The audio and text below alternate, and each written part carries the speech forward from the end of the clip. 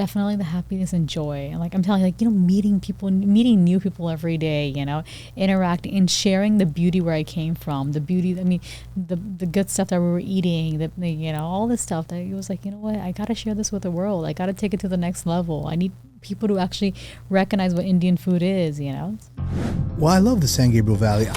Welcome to the My SGV podcast. So I grew up here and I still live in Alhambra.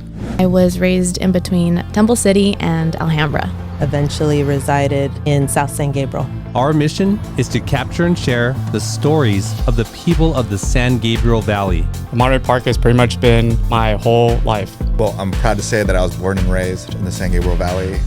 We believe our diversity is what makes the SGV great. And no matter where you are from, in the San Gabriel Valley, you will feel welcome.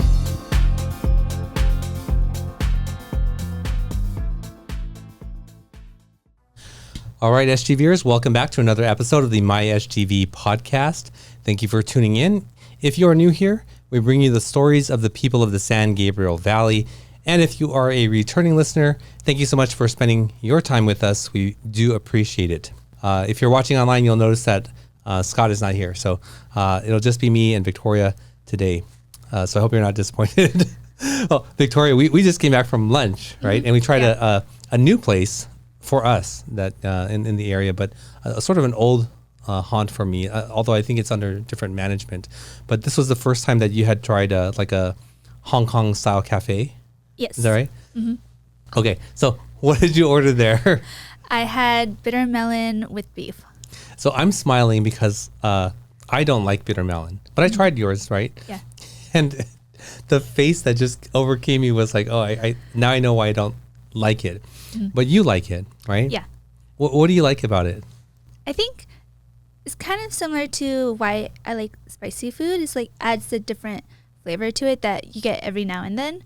And it's not like the same flavor throughout the whole dish, So I like that difference, or I guess variety flavor in one single dish. I see.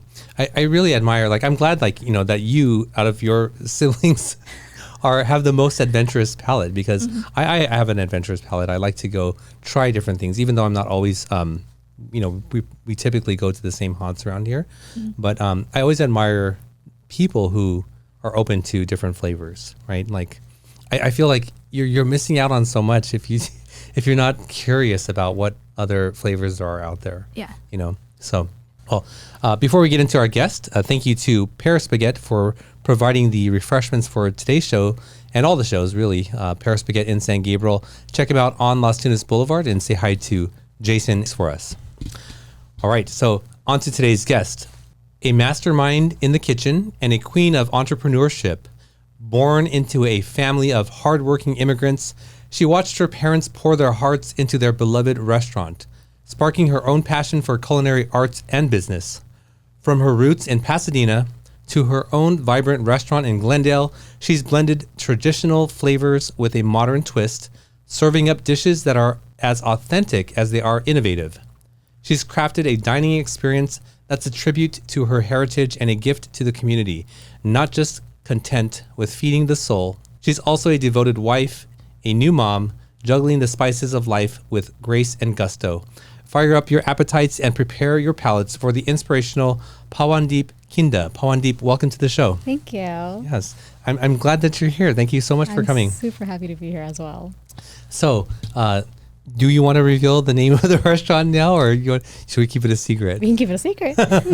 So, let's start with what is your connection to the San Gabriel Valley? Oh, so I grew up in San Gabriel Valley. For the longest time, I grew up in Alhambra, and then I went to high school in Temple City. Oh, you went to Temple City High School? Temple City High School, yeah. Wait, you grew up in Alhambra? I grew up in Alhambra. I went to Northridge Elementary School. Did you? Yep. Wow. And I know that you have siblings. I do. I have a younger sister and a younger brother. I'm the eldest out of the three. And if they couldn't tell by your name, what is your ethnic background? So I'm Punjabi. I'm from India, North India. I'm from the state is called Punjab, where I'm from. When did your family come here? So my dad came in 1988. Mom and dad got married in 1990. And Dad went back to India, got married. I was actually born in India. I came when I was like a year and a half old. And so, yeah, and then from there, basically born in India, but brought up in USA. But I would say Dad has like brought us up in total, like authentic Indian culture. And, you know, all of his roots, he brought him back, he brought him here. And what does that look like for an Indian family growing up in Alhambra? Oh, it was beautiful, I would say. Actually, when we were in Alhambra, there was a couple of other Indian families there too. Very diversity, which was a lot of Asian community, obviously. But it was nice, and we loved it. When you say a lot of Indian families, were they also Punjabi? There was some, yeah. There was a lot of there was other Punjabi people with us, yeah. Okay, and this is for my own curiosity, like. You know, I know there's a large population of Indians here now, and they're from all over, right? All over India, yeah. So, do you engage and congregate with the Indians of all over, or do you? Oh no, for sure. We like so there's like a lot of Indian festivals that happen around, I would say. But of course, like the Punjabi community where I come from, we have our own like huge festivals. Actually, one of them in April just passed by. It's called the Vaisakhi Mela. It's called the Vaisakhi Mela, meaning like the festival of harvesting. And we all gathered around in downtown LA, and it's like it was a religious ceremony as well. But yeah, it's beautiful. There's a huge population. There's a huge not only Punjabis but other Indians as well, I would say. There's a huge population, and obviously coming from an Indian restaurant, we get to interact with so many other Indians, part of India, which is, I think, the beautiful thing. Do Indians like from different areas enjoy the food from various areas? For sure. I think that's the other thing. That's the beauty of North Indian food, I would say, especially.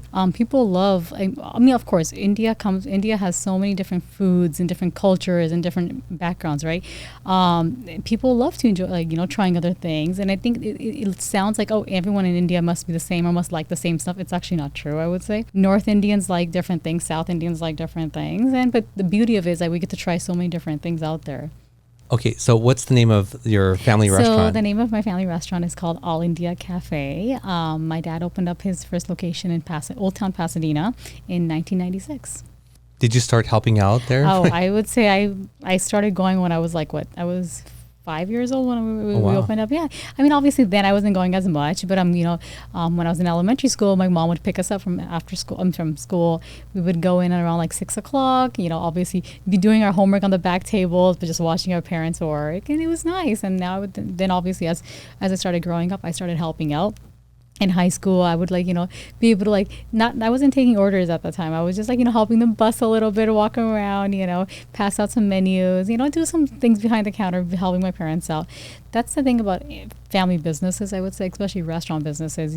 You got to get the whole family involved in it, and yeah, it helps. So what was it like for you growing up?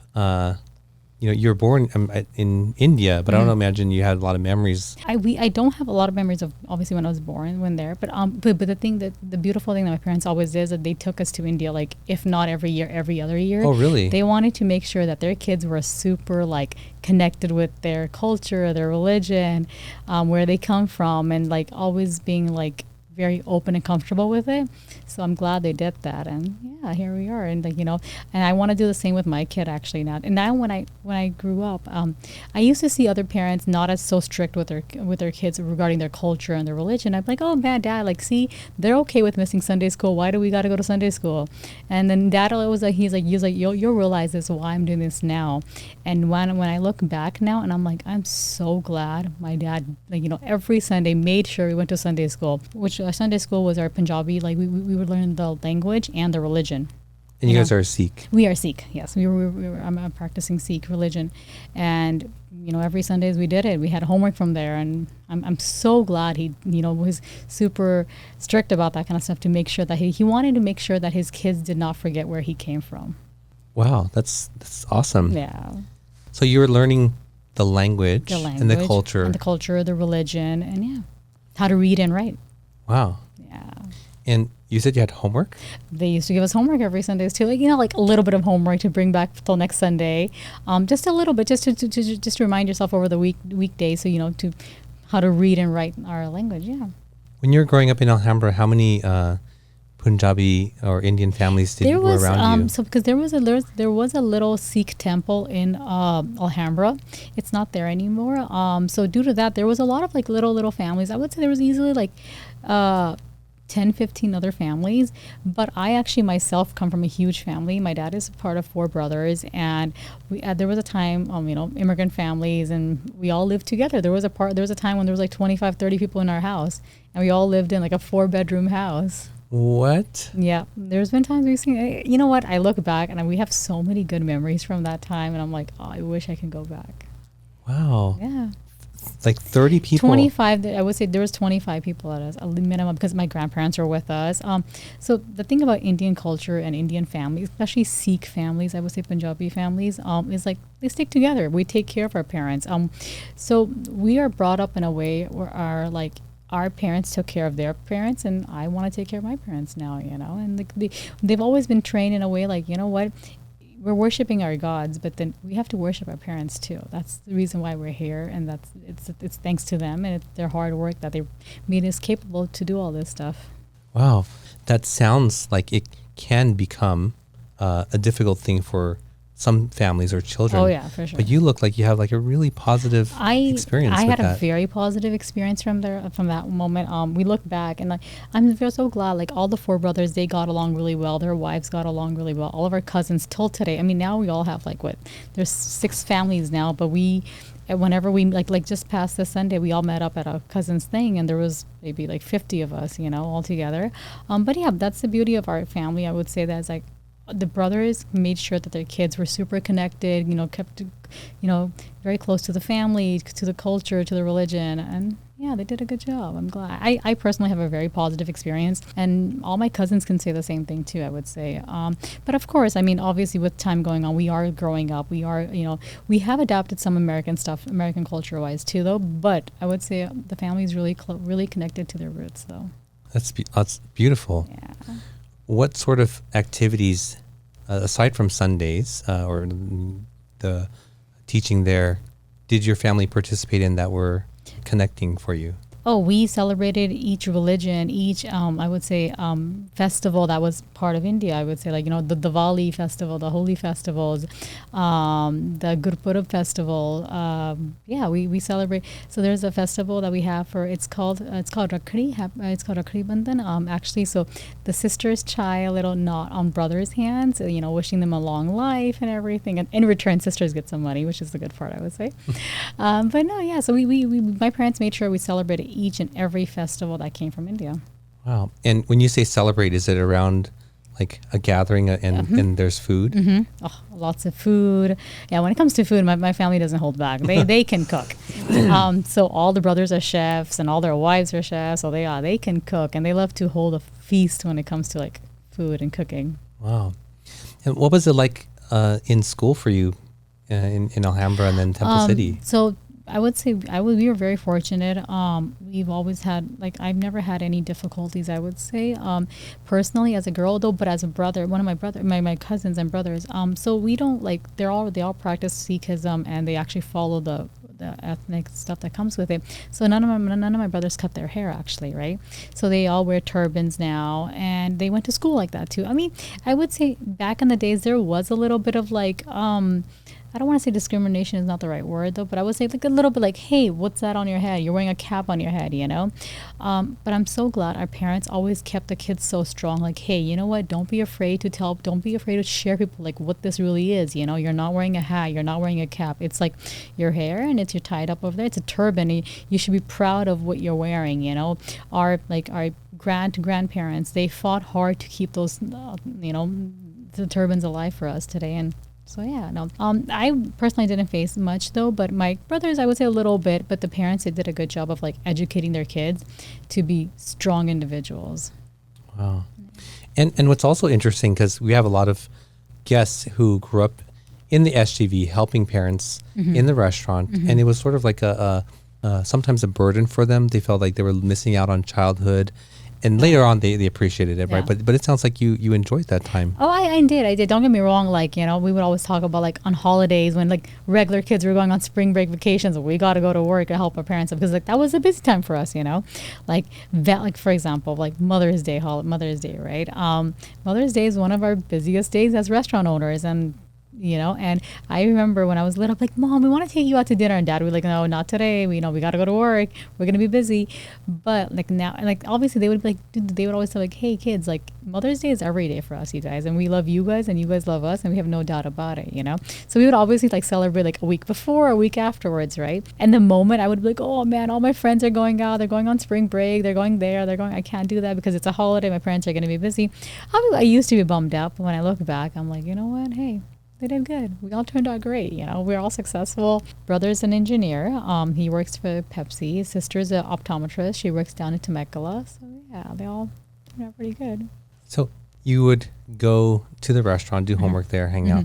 When did you start like actually participating in more of the activities there? I would say in high school, towards the end of high school, like a little bit in high school, but in college, obviously. In college, I was like last 2-3 years of my college, I was really fully invested, I would say. You know, just helping my dad with like the new stuff that was going on with with all like, I remember like with all these third-party companies that came up when Uber Eats had just started, DoorDash had just started, Grubhub and everything.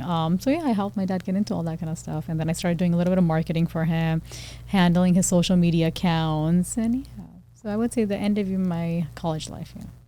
So you remained in the restaurant I business, did. but your siblings did not. They did not. They did not. Did you know that you wanted to get into restaurant early? I would say I kind of knew early I wanted to get onto the restaurant business. Yeah.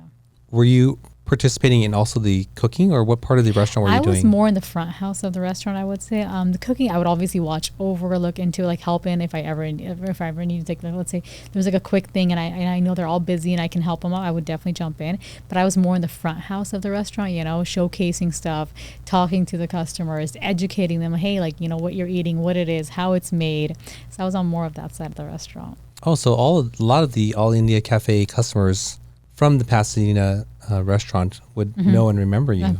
Oh yeah, for sure. Like they used to, because when I stopped working here and I opened my own, like they would always ask my dad, like, hey, we don't see your daughter anymore. Like, what's going on? Where is she? And Dad would be like, you know what? She opened up the second location. She's in Glendale now, and she's doing great. Yeah. Some of them actually come over to visit. Like I'll get like phone calls, like, hey, make a reservation. We're gonna be coming to see you. We love to see you. You know, and that's the thing. What I love about restaurant businesses is that it's more of like not only about selling food or gaining customers or making money. It's about the connections that you build. You know, I would say from the restaurant business, Pasadena and Glendale, I've built long-term customer. I mean, from these long-term customers, I've built family friends now with them. You know, some of them attended my wedding actually, and they were just like they were in my weddings. They were in my family events now. So yeah, that's the beauty of an Indian restaurant. I mean, beauty of restaurants. You get to meet so many.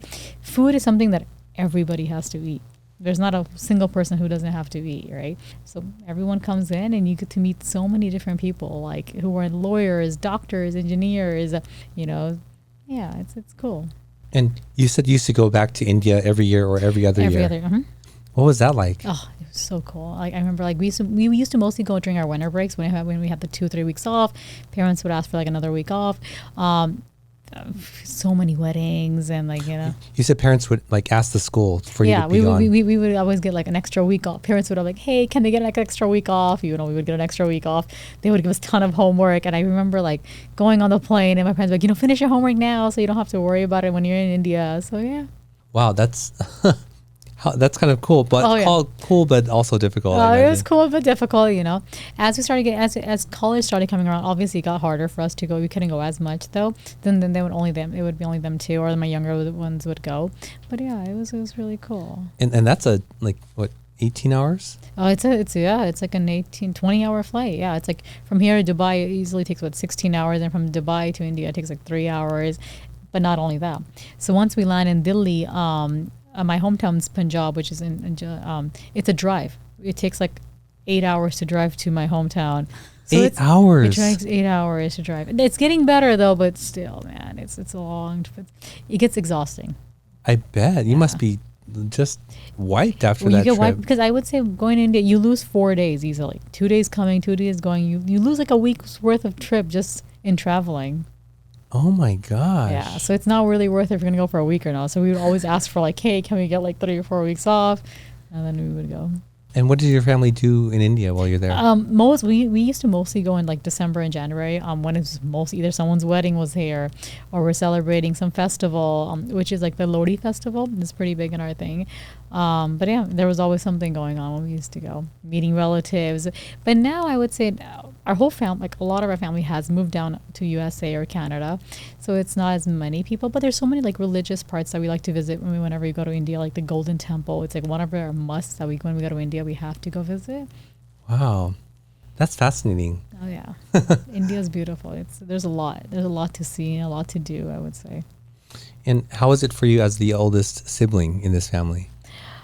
Ooh, good question. So I always say, being the eldest, I always felt like there was some kind of like burden on me always, making sure I set the role models right. My dad, I remember I was super little when my dad used to say like, hey, you know what? If the first one messes up, they're all going to mess up, And that thing like stayed in my head, I would say. Like, Oh, no pressure. No pressure, no pressure. But oh my God, I talk about pressure.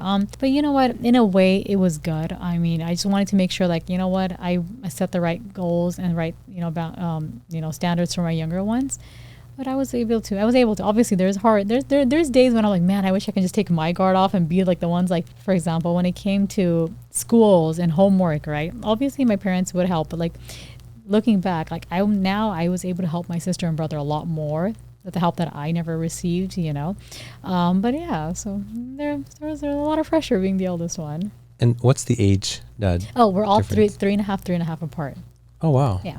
So school-wise, 4 years apart, but three and a half years apart. Okay, so from you to your youngest, that's quite that's almost 8 years, yeah. Yeah. That's the age difference from me and my older brother. So yeah? It's sort of like this weird, are you my brother? Are you my like authority figure? Yeah. Type deal, right? Oh yeah. And then you went off to college. I went to Cal State Northridge. And you already knew at that time that you wanted to still be in the restaurant. Actually, at that time, I wasn't 100% sure I wanted to go into this business.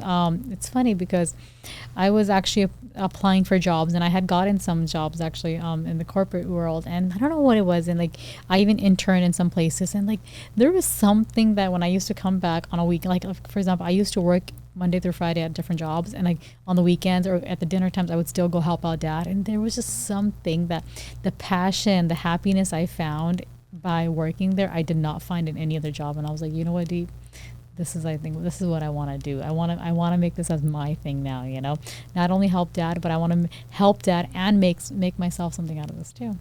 And what was it that you got working at the restaurant that you didn't get in those other jobs?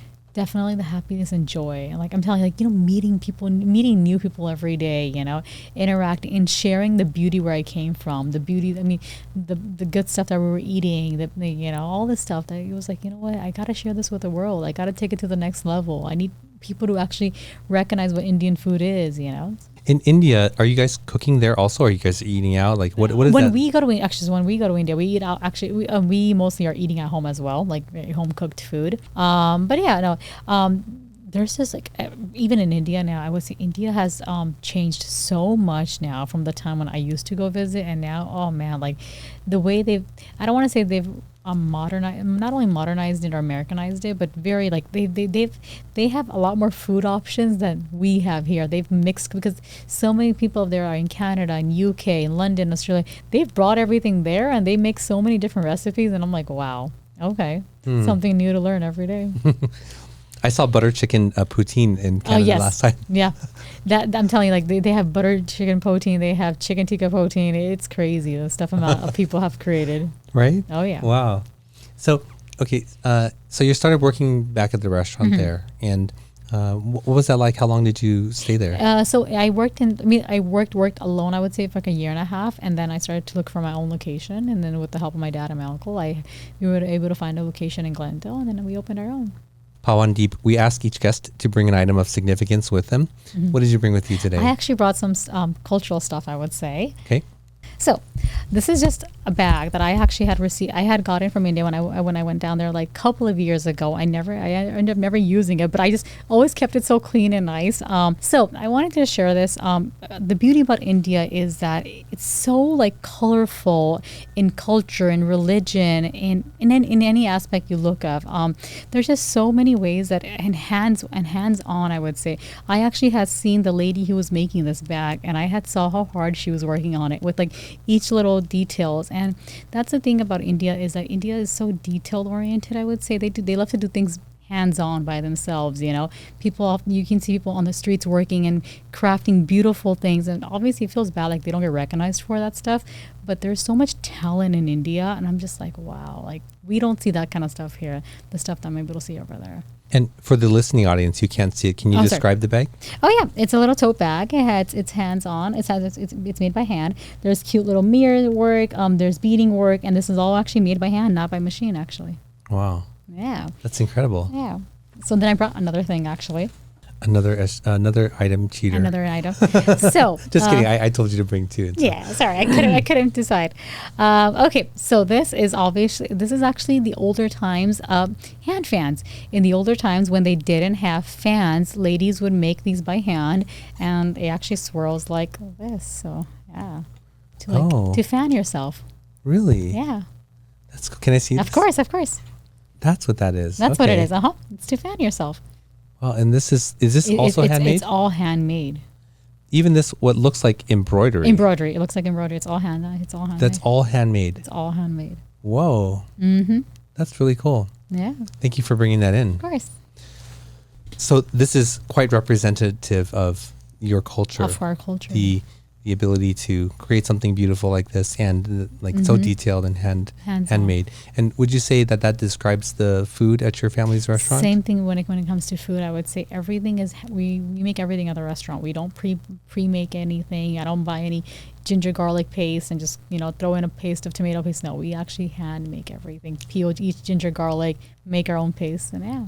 You make your own tomato paste. We make our own tomato paste. We make our own ginger garlic paste. Oh yeah, like there's pots of ginger and garlic and onion cooking all day, and then there's the pots of our tomatoes being freshly peeled and cooking all day long. Yeah. Wow.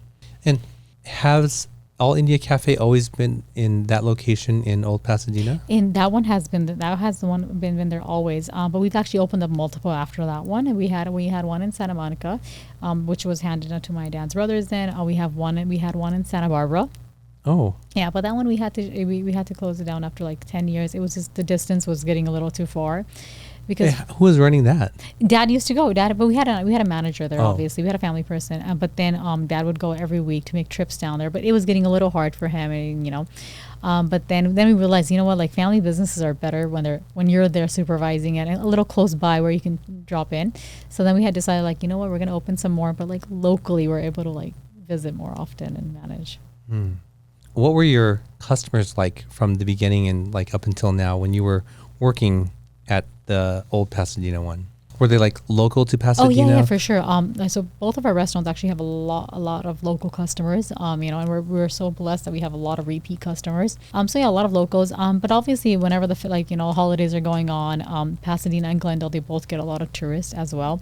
Pasadena, especially when it comes to the Rose Bowl for example, the big games are happening or the Rose Parade is happening. Oh yeah, we get people from all over, which is beautiful. And did you find yourself educating brand new customers or people to Indian food who had never tried it before? I always almost on an every daily basis, I get to see people I always get to see those people I've never had Indian food. I don't know what I'm going to eat. I can't even understand. Please just pick something for me, right? Then obviously to warm them up, I talk to them a little hey, what? Tell me what do you like, Are you into the curry sauces? Are you more into the kebab stuff, And then I think I'm actually a food mind reader type of person now. I've kind of became because being in the food industry for so long, you get to understand how food is made, what food is, and then you get to read what people like. I can read from people what, this person seems more of a masala type of person. I'm gonna give them the masala. This person seems more, man, I just need my chicken, my protein, and I'm out. So then I give them all the kebabs and stuff like that. Okay, I want to, can you do us? Well, you gotta talk to me a little bit. You gotta tell me hey, what do you like? Are you more into the curries? Are you more into what? I'm just for example, I'll be honest with you. Fitness people, right? They're more into just protein, and I need to get my protein because both of my locations actually have gyms close by. So during lunchtime or dinners, we always get our workout people. And for them, I don't offer as much of the masala curries, and I like to offer more of my kebabs that we make, the nari entrees, the fish tikkas, and chicken tikka kebabs and our lambs. And they're yeah, that's what I needed. I needed my protein. Yeah. So yeah. That all sounds really good. Thank you. I love Indian food, and I understand that there are very different flavors or dishes depending on the region, right? And so what makes All India Cafe food, would you call it Punjabi food or would you call it Northern Indian? So we are, so Punjab is actually in North India, so that's obviously North Indian. But the reason why we're actually called All India Cafe is like we actually have a little bit of both sides. We do have some South Indian dishes as like the masala dosas, uttapams, and sambars and idlis. That's a South thing, and then the rest of our food is mainly North Indian. So that's why we're kind of called All India Cafe, all over India. We have a little bit of everything. What's a food that's unique to Southern? The masala dosas. Masala dosa. It's like this long crepe style, has potatoes and onions in it. Southern Indian food is very light, I would say. It's very light and nice and like calmer version, I would say. Where North Indian food, North Indian food is a little bit more on the heavier side. When I mean like heavier side, like there's more like cream basis stuff. But obviously we have so many other things too. But yeah, just there's like a little, there's a taste difference in both sides, you know? So yeah. So now I see like all kinds of dosa. Oh yeah, now is that an American thing? I would say it's kind of slowly becoming a little American thing, like cheese dosas, chicken tikka masala dosa. The other day I saw like a saag paneer dosa. You know, people are obviously getting innovative and they're trying new things, which I think is amazing. Don't get me wrong, I think it's amazing because you want to adapt to the new stuff that's out there. But we are still a little bit more on like the traditional side, I would say. You know, we've kept it how things are actually. So it's traditionally just the masala dosa. The traditional one is just masala dosa or plain dosas, I would say. The masala inside our masala dosa is like mashed potatoes with onions and ginger garlic, all that stuff, served with a little bit of lentil soup on the side with some coconut chutney. My friend says he has that for breakfast almost every day. So South Indians actually have that almost every day for breakfast. It's like their breakfast food, I would say. But he says that his mom makes it like tiny. Oh yeah, a lot of course. smaller. And at homes, I feel like people don't have like because at restaurants we obviously have the commercial long grills and we make the long versions. You know. Is that for show or is that how it's done in India? In India, it's actually done like that too. Really? Oh yeah, in India I've seen like longer ones. Like yeah. Longer than that. Longer than that. There's actually a restaurant here in LA, I think. I've seen, and they have this like, I don't know how many feet they actually make one, you know. That's their advertising, but it's pretty cool, I think. Wow. So if you haven't had a dosa, can you explain what that is? So what a masala dosa is, it's the base is made out of rice and lentils grinded together. They leave it overnight, and it's made on a grill actually. It's super healthy. Inside it has just mashed potatoes, onions, ginger garlic, and some spices, turmeric. And on the side we serve it with some sambar soup, and some coconut chutney. And what I'm describing, it's like maybe it's like this long at least. Like 2 feet. I would say. I mean, ours isn't 2. I don't say 2 feet, but like it's like 2 feet long, and it's like this little thin. It's thin. It's not too fat. And is yours like stay crispy the whole time? Oh yeah, it stays crispy. That's the way you can find out if their masala dosas are good or not. If they stay crispy and they're a little brownish, I would say slightly brownish, crispy. If your dosas are getting soggy, that means you ain't doing it right. And have you heard of rava dosa? I have heard of rava dosas. We don't have those, but yeah, those are really good too. And that's like a fermented batter. Actually, all the dosas are fermented. Really? All the dosa has to be fermented to be made. Oh, is that what gives it like a little bit of the fluff thing? Really? Yeah. So the thing about Southern Indian food I've noticed is it takes longer to make. Actually, it's not something like you can't just like, you know what, I'm craving a dosa, I'm gonna go make it to the kitchen. No, you can't do that. It takes like some time, like either overnight processes. A lot of this, like for example, even the idlis, it's like this steamed puff cakes. I would say we got to make them overnight. Like you gotta get it fermented, and the next day you can bake them or steam them, however you're making them. Those puff cakes, are those the like pani puri? No, those are a little different. The pani puris are the crispy puffs, right? Yeah. So idli is actually the soft puffed cake, I would say. I don't think I've ever seen that. You got to come over and try it. Okay. And are you guys making your like naan and all that? Oh yeah, like every day. The dough? Everything. We make it from scratch. Really? Mm-hmm. And do you have that oven where the Indian oven is called? What is that called? It's called the tandoor. Yeah, it's the Indian clay oven. We have a huge one in both of our locations, and everything's made in the anything that's cooked in the tandoor. It gives it like that crispy charcoal flavor, I would say, which makes the stuff so good. And I'm picturing in my mind like the naan gets slapped to the wall. Slapped to the side. Wow. To the walls, yep. Who does that? All of our chefs, they're trained to do that. Yeah. Wow. Yeah, and the tandoori entrees, like for example, all the kebabs, the chicken tikka kebabs, the tandoori chicken, the fish, and the shrimp. We put them on a skewer, and we put them inside, and they all get cooked there. Wow, that's so fascinating. Oh yeah. I actually still want to have an outdoor. My wife and I want to have an outdoor cooking area, and we want to have like a earthen type, oven or that we make ourselves, and something like that would be cool too. Nowadays, like there's so many portable ones. We actually have like some portable ones when we do like private catering events for people at their houses or their events. We take a portable one, right? We have a bigger one, we have a smaller one. Depending on the size of the event, we have different ones that we take to cook our stuff. Do you fill it with like charcoal or something, or how do you? No, now we have electric ones. But we used to have the charcoal ones. Wow, interesting. I want to get more into your story, but let's take a quick break and we'll be right back. Sometimes, even the best of us can slip up. That's why the law offices of Scott Wormuth are here to pick you back up again. And while they strive to get you the biggest compensation possible, oh my gosh! Their main concern is your health and recovery. They work closely with doctors and insurance companies to make sure you get the proper medical treatment.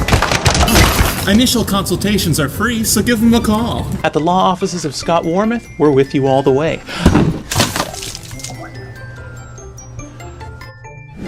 I'm Scott Wormuth. We've been fighting for your rights for more than 40 years. All right, we're back with Pawandeep.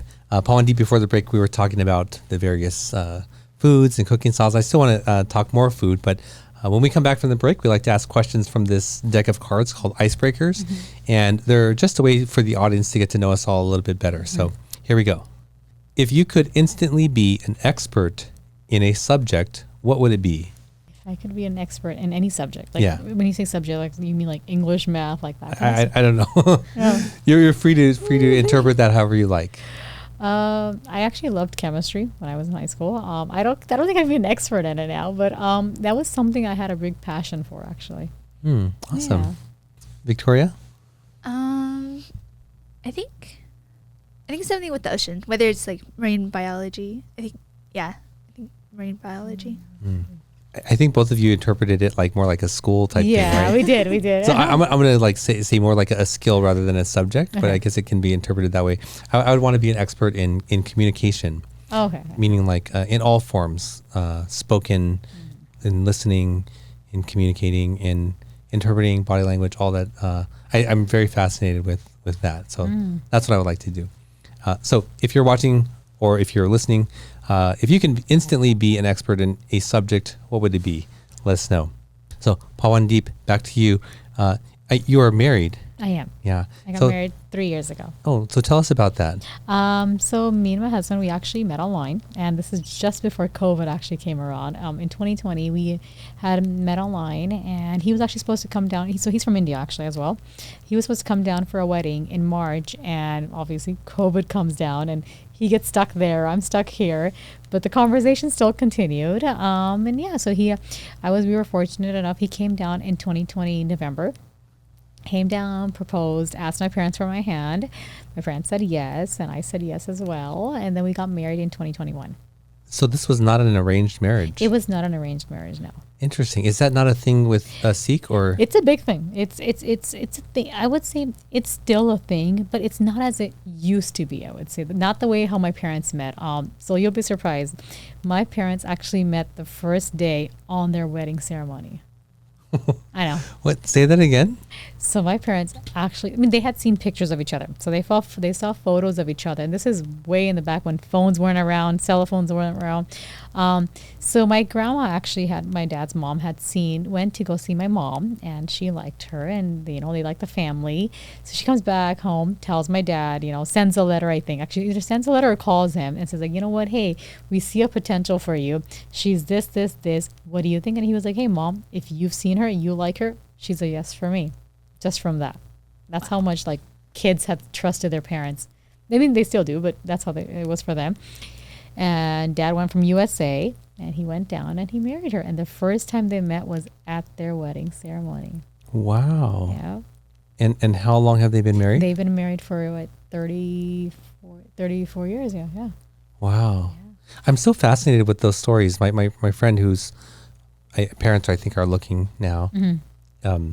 shares a lot of these very positive stories. Like he's like, oh, it works out. Like they always work out. Like people don't look at it from this perspective. Yeah, I mean, even like when arranged marriages are working nowadays, it's not like, oh, they just hook you up with some random person. Obviously, nowadays parents try to connect. They help you connect with like someone you think like might meet your, who's like your personality, and they introduce like, or family friends are like, hey, you know what? There's this and this. He does this and this, and I think, hey, you guys are a good match. Maybe like look into each other, or talk to each other. So the kids look into each other, they talk, and if it works out, great. If not, they're like, okay, we won't move to marriage. So just depending on each circumstances. Was that the case? So my parents used to like, obviously give me proposals too. Like, hey, I always call it like proposals. Like, hey, this is this, he does this. But my parents were also, they actually knew what I was doing, right? And they knew I was very like, independent, and they knew that I needed someone who would support that, being in the restaurant industry, you don't get, like, you're not doing a 9-to-5 job. You're doing like a 10-to-10 job sometimes, and then your holidays are booked already, busy days, weekends are booked, and they knew like not anybody would be comfortable with just like, what, and obviously coming from a traditional Indian family household, women are at home cooking and doing that kind of thing. They knew like I wasn't going to be the traditional wife, obviously. So they were very independent. They knew I had my own goals and set, and they were like, you know what, hey, we'll support your decisions. But like obviously they used to give me proposals like, hey, Pawan, this person does this, what do you think, right? Like, yeah, I looked around, and then luckily one day they were open like, hey, if you have someone in mind, please tell us, and then it had to just come upon. I had just searched. I mean, we met online, and I actually had, so before I met my husband, my parents had gone down to go see him in India, actually.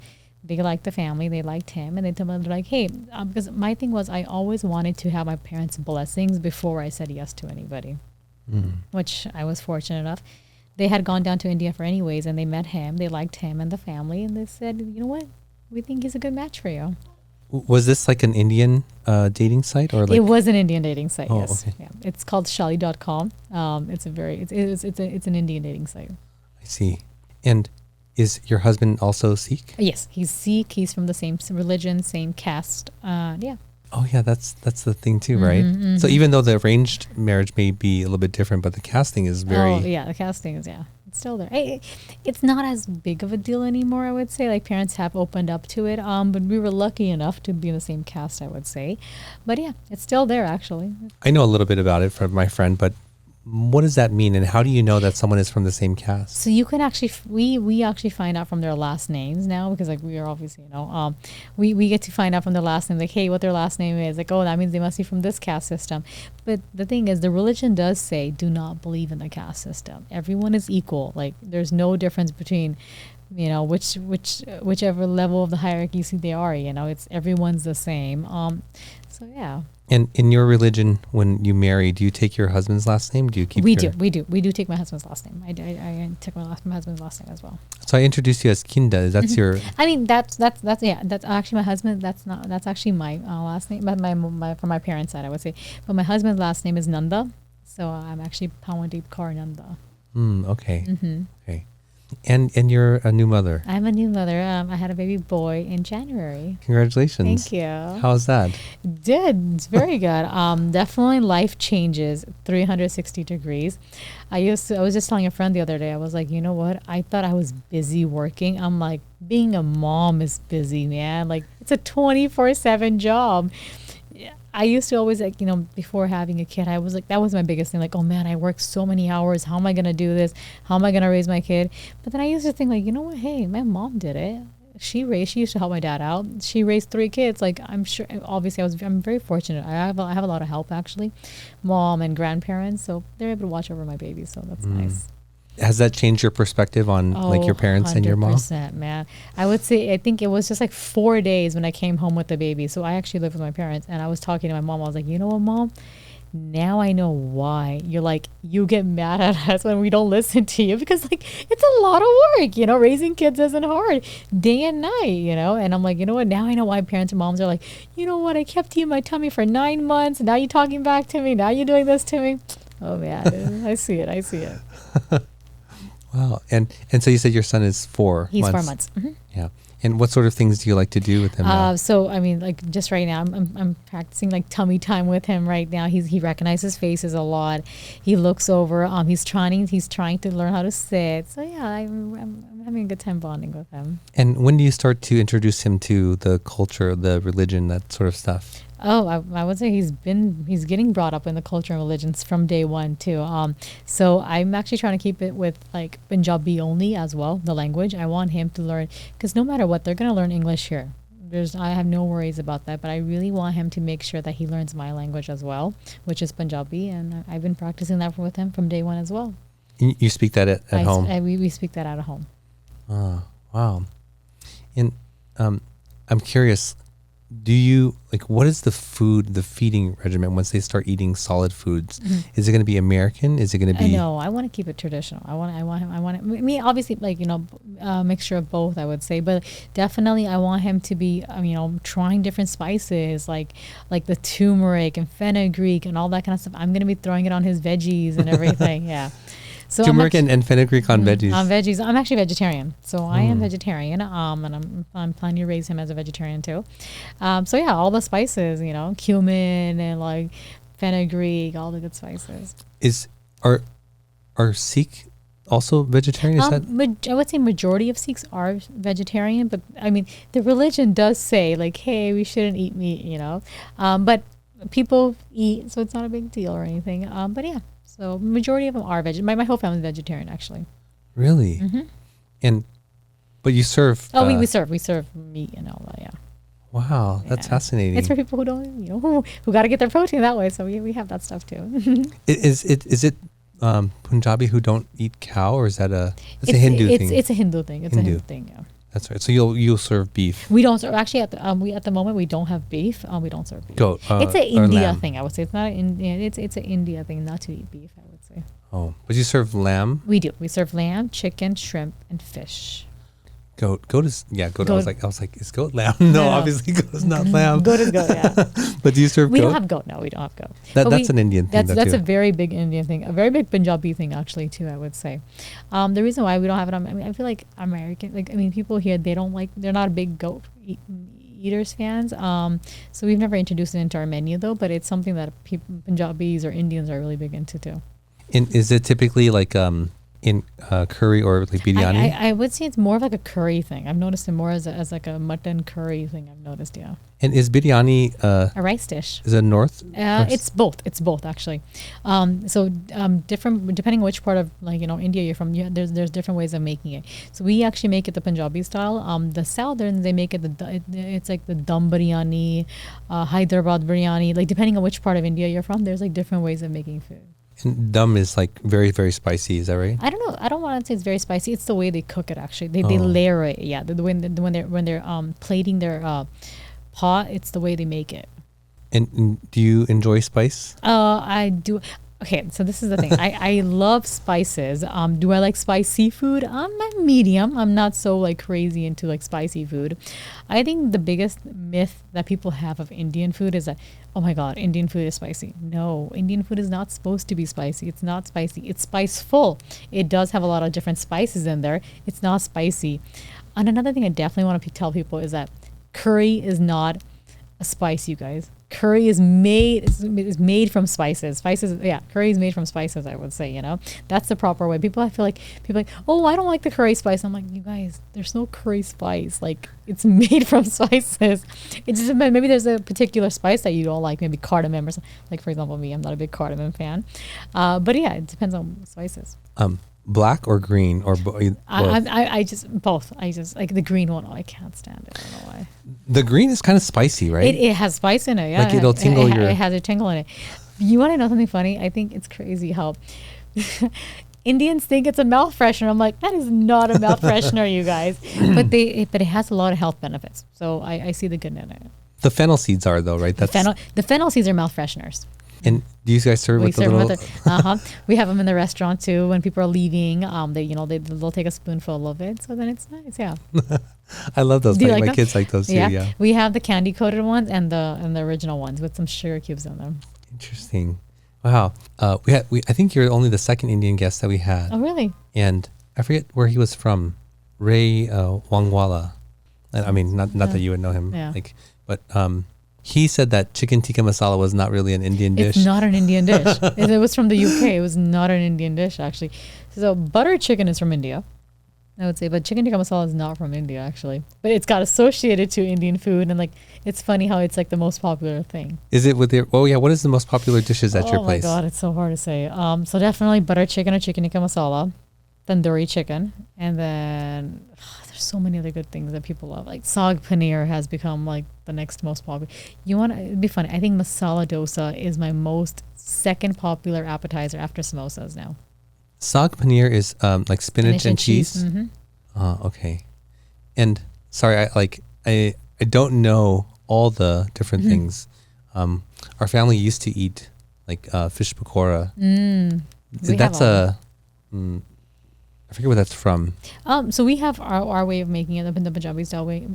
I'm telling you, each part of India has different ways of making stuff. Like in India, from where I come from, Punjab, there's like the Amritsari fish. There's like the one the way that we make it as well. Yeah, there's just so many different ways of making it. Oh, I think maybe because one place called it like Bombay fish. Bombay fish fry. Yeah. But that was like their version of it. Their version of it. Sometimes, I'll be honest with you. Majority of the time people make it the same way, just name different things. And so my family tries to avoid gluten. And but that's why like we would be able to get that because the batter is mostly like chickpea flour. It's chickpea batter, huh? Right. Does your restaurant have like a designation for gluten-free stuff? Yeah, my whole menu is listed actually, like vegan, gluten-free. It's all listed. Basically the beauty of Indian food, majority of all the curries I believe are gluten-free. Actually, a lot of the appetizers are gluten-free. All the curries are gluten-free. Obviously, the naans aren't, but we have some other stuff. We have this thing called papadum. It's this lentil crispy papad, which we bake in the tandoor as well, and they're so good. They're made from lentils and they're gluten-free. Oh wow. Okay, that's awesome. I love it when the restaurant like designates that and sees. I have everything labeled and everything. Wow. Like vegan. Yeah. Well, perhaps my family, when they're here, will come and visit. We have to. Yeah. Now I'm sort of torn because Glendale's not the SGV. Yeah, it's not, but Pasadena is. Pasadena is, but then you won't be there though. No. If you just let me know ahead of time, I'll be there. Really? I just stopped by. I still stopped by. I was actually just there like a couple of nights ago.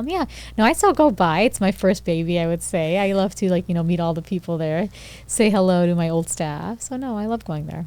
When will you start bringing your son around? Oh, he's been going. He was like a month old when I started taking him. Yeah. Really? Oh yeah. Wow. Yeah. Oh. I want to grow. I want to make sure he grows up the same way I did. Right? He wants to. I saw my parents working. I want him to see mommy working. Running her own business, and then who knows which way he can go. Does your husband work in the restaurant? He helps out. He does help out, but he's actually an engineer. So he works from home actually right now. He's an engineer though. Oh, I see. Okay. Awesome. Well, Pawandeep, we're going to move on to the final segment of the show where we get to learn what you like in the SGV.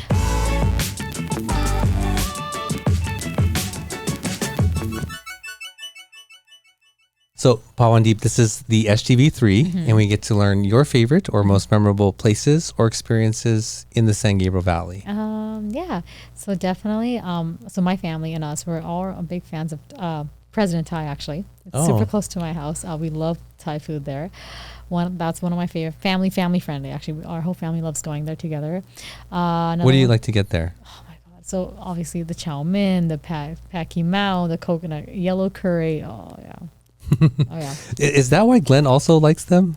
Like, did you introduce Glenn to them? No, I think it's funny because we both talked. No, he went there separately. We went there separately. And one day we were just randomly talking about Thai food, and he was like, "Deep, that they're also family owned." I'm like, I did not know that. And then we started talking. That's how I found out that they were actually a family owned restaurant too. Glenn calls you Deep? Oh, actually, so the funny thing is, actually, Glenn doesn't call me. He calls me Pawandeep. He says my full proper name. Everyone in Glendale calls me Deep, actually. Really? So I think it was easier for people to say. People forget Pawandeep, and so they'd be like, "Oh, what's your nickname?" And I started going by Deep. So like in Glendale, everyone knows me by Deep. But in Pasadena, everyone still knows me by Pawandeep, though. Okay. Also, I love President Thai. Oh yeah. Yeah, it's really good. Family friendly. Another one would be it's close by Cloverleaf. It's a Cloverleaf bakery. Their teas are amazing. Their bakery is really good. Another one. That's on Las Tunas. It is on Las Tunas. In Temple City. Another one would be the Hawaiian Market. No, yeah, we love coming here as a family. You go to Hawaii Supermarket. Hawaii Supermarket, there you go. Okay. And that's where you do your home shopping? Oh, that's where we do our home shopping. Me and my mom will come down. We'll buy some of our fresh produce there. They have a lot of stuff. They have a lot of good stuff. There used to be always like also a food truck. They used to sell like sugar cane juice. It was so good. Is there an Indian grocery store? Yes, there is actually. There's one that we go by. They are on Las Tunas as well. I believe it's called Punjabi Grocery Store. Is it next to a Mexican restaurant? It is next to a Mexican restaurant. Oh, okay, yeah. They moved. They were a little further down. They just moved down and they have a new location now. Oh, yeah. Oh, wow. Okay. We love going there as well. We do all of our Indian grocery shopping there. And I imagine you guys are making like all your spice mixes. Fresh at home. Yeah. Yeah.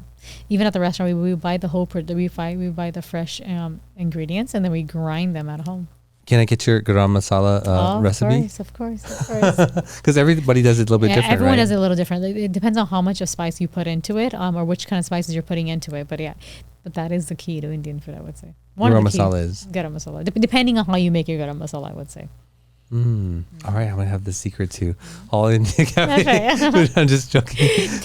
My dad always says like we can still share the recipe, but there's just different ways of cooking things that it won't turn out the same. Of course, yeah, of course. Yeah. I'm just teasing with that. I know. Well, Pawandeep, thank you so much for coming on the show and sharing your story with us. Thank you so much for having me here. It was an honor being here. And if people want to come check out your restaurant or find you online, what's the best way to do that? The best way to find us is online is either www.allindiacafe.com. We're on Instagram. We have 2 locations, one in Pasadena, Old Town Pasadena, and one in Glendale. And what's your Instagram handle? All India Cafe. Awesome. And are you the one who handles that? I'm the one who handles it. Okay. Awesome. Yeah. Well, thank you so much for being here. Of course, and you guys both have to come over. Yeah. Well, I'm sad that Scott wasn't here, but he's not as adventurous a eater.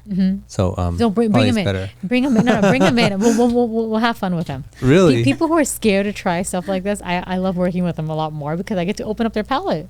I don't know if he's scared. I think he's just maybe he is more adventurous than I think, but sometimes people are just scared to try things, or you know what I feel bad is like they've had bad experiences and they get maybe trauma from their last experience, but we'll make sure he has a good time. Okay, definitely. Thank you so much. Of course, thank you. Well, there you go, another story behind the restaurants here in the SGV. I always love those kind of episodes because these are the places that we frequent, that we know, that our friends know and love. And we don't always get to hear the backstory behind it. So I'm always honored to be able to share that story with you so that next time when you go there, that you can know the people behind it and the stories behind those restaurants. If you like this kind of content, please consider subscribing. Don't forget to like and share. If you want to support the show in a more meaningful way, become a patron on Patreon. And don't forget, I write a blog every week called Beyond the Mic. And you can subscribe to that on our website, as well as check out the full back catalog of episodes on our website, mysgv.net. And until next week, we'll see you then. Thank you for joining us on the MySGV podcast. Check out more of our content on our website, mysgv.net. This show was produced by Scott Wormuth, directed by Russell Mano, edited by Victoria Allers, and original music by Yone OG. If you'd like to join us next week as we capture and share more stories from our diverse community, feel welcome. Nice matter. No kind of matter.